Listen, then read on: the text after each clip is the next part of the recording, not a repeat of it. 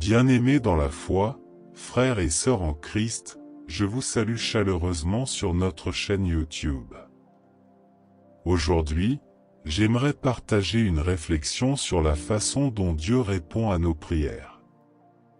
À plusieurs moments de ma vie, je me suis retrouvé dans des situations difficiles, confronté à des difficultés financières et à la solitude.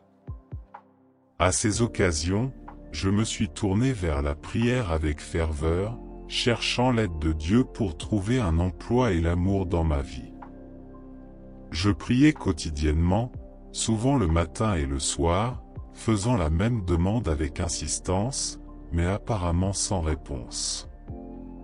Aucun emploi n'a été ouvert et la solitude a persisté, ce qui m'a amené à me demander si Dieu entendait vraiment mes prières. Je me demandais s'il m'ignorait ou s'il s'en fichait. Cette expérience m'a fait réfléchir sur la façon dont Dieu répond à nos prières. Bien souvent, sa réponse n'est ni immédiate ni évidente, mais il entend chacune de nos prières et y répond selon sa sagesse divine et son calendrier. Explorons comment Dieu répond à nos prières. Avant de continuer, je vous invite à vous abonner à notre chaîne et à activer les notifications pour suivre nos futurs contenus spirituels. Partagez également dans les commentaires comment Dieu a répondu à vos prières, car vos expériences peuvent être une source d'inspiration pour les autres. Avant tout, nous devons comprendre que Dieu entend toutes nos prières. La parole de Dieu nous assure qu'il entend chaque demande que nous lui faisons. Ésaïe 65, 24 dit, « Avant qu'ils crient, je répondrai, pendant qu'ils parlent encore, je les entendrai. » Il est réconfortant de savoir que Dieu est attentif à nos prières avant même que nous les exprimions. Cette promesse d'Isaïe nous offre réconfort et espoir, montrant que Dieu nous connaît profondément et est conscient de nos besoins avant que nous les présentions. C'est une vérité difficile à comprendre, compte tenu de nos limites humaines. Comment Dieu peut-il répondre avant même que nous prions ?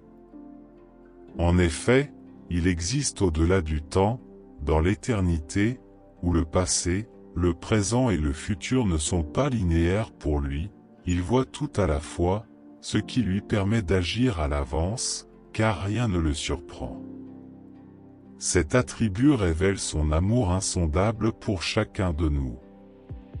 Imaginez un parent aimant qui connaît profondément son enfant, au point d'identifier et de répondre à ses besoins avant même que l'enfant ne les exprime. C'est le souci de Dieu pour nous, imprégné d'une intimité infinie et d'une préoccupation constante.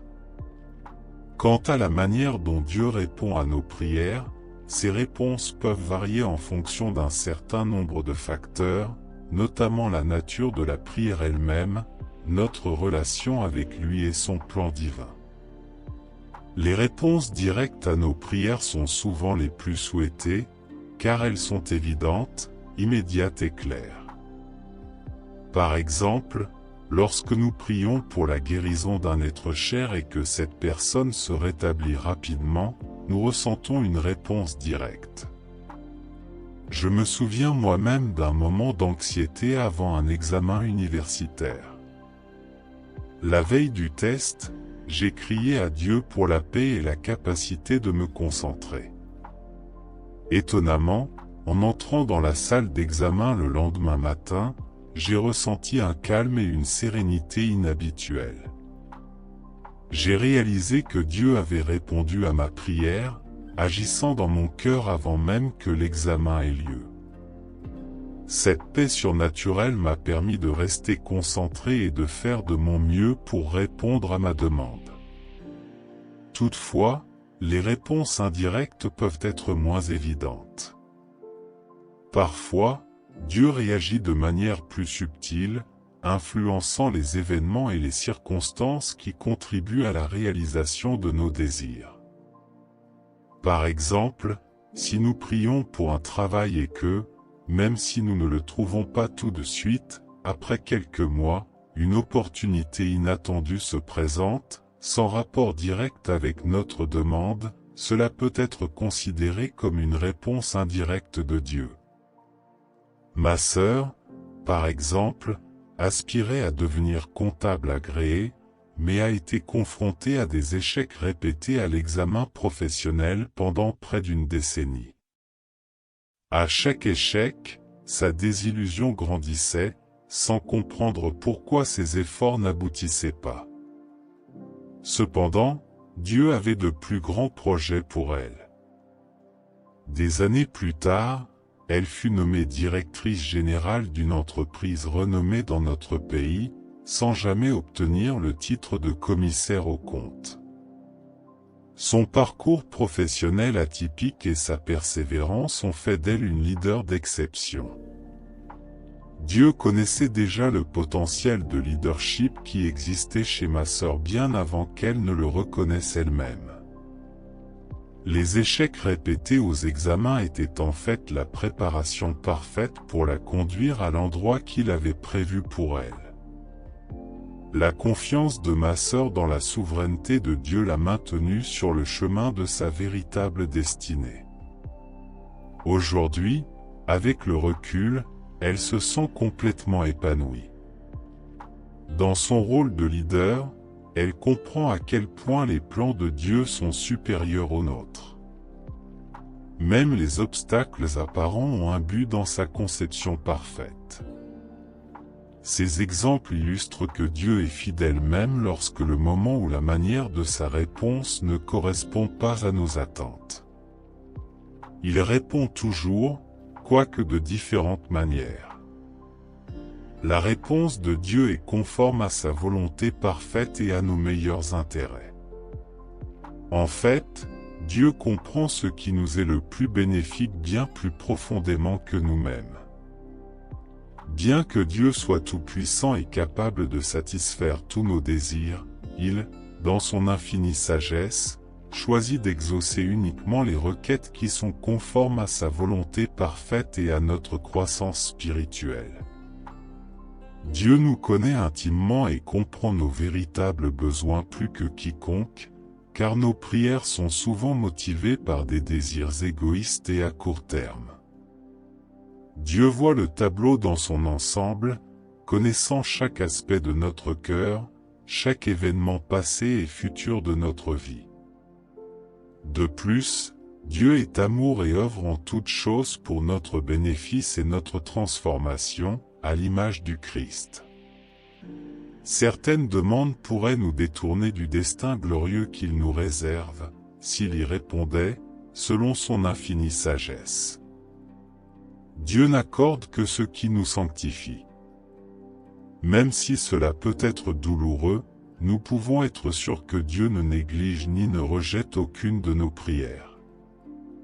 Au lieu de cela, il les filtre à travers son amour et sa volonté parfaite, dans le but d'obtenir ce qu'il y a de mieux pour nous, même lorsque cela dépasse notre compréhension actuelle. Dans la Bible, nous avons l'exemple de Paul qui a supplié Dieu d'enlever une écharpe dans la chair, mais Dieu a répondu, « Ma grâce vous suffit, car ma puissance s'accomplit dans la faiblesse. » 2 Corinthiens 12, 9. Dieu a permis que cette épreuve maintienne Paul humble. De même, Jésus, dans le jardin de Gethsémani, a prié, « Père, si cela est possible, éloigne de moi cette coupe, néanmoins, non pas comme je veux, mais comme tu veux. » Matthieu 26, 39. Le Père savait que la crucifixion était nécessaire à la rédemption de l'humanité. Personnellement, j'ai une amie qui prie depuis des années pour trouver un mari pieux et reconstruire sa vie. Son désir ardent était d'épouser un fervent chrétien. Cependant, aucune de ses relations précédentes n'a été fructueuse. Pendant plusieurs années, elle a persisté dans ses prières pour trouver un mari chrétien. À plusieurs reprises, des hommes incroyants lui témoignèrent de l'intérêt, mais elle les rejeta à chaque fois, convaincue qu'ils n'étaient pas conformes à la volonté de Dieu. Finalement, elle rencontre Marc, un collègue charmant mais non pratiquant. Contre toute attente, ils se sont rapprochés et sont tombés amoureux. Mon amie s'est interrogée sur l'idée de s'impliquer avec un incroyant, mais elle sentait profondément que cette relation était la volonté de Dieu. Je lui ai parlé et je l'ai encouragée à poursuivre la relation. Après quelques mois de relation, Marc a pris la décision de se convertir au christianisme, profondément influencé par la foi de ma meilleure amie. Aujourd'hui, ils forment un couple chrétien extrêmement engagé dans leur église. Avec le recul, mon amie se rend compte que le plan parfait de Dieu pour elle était d'utiliser son témoignage pour conduire Marc à la foi, même si elle ne l'avait pas compris à l'époque. Dieu préparait la voie à l'accomplissement de ses desseins. Rétrospectivement, mon amie comprend à quel point le timing de Dieu était parfait.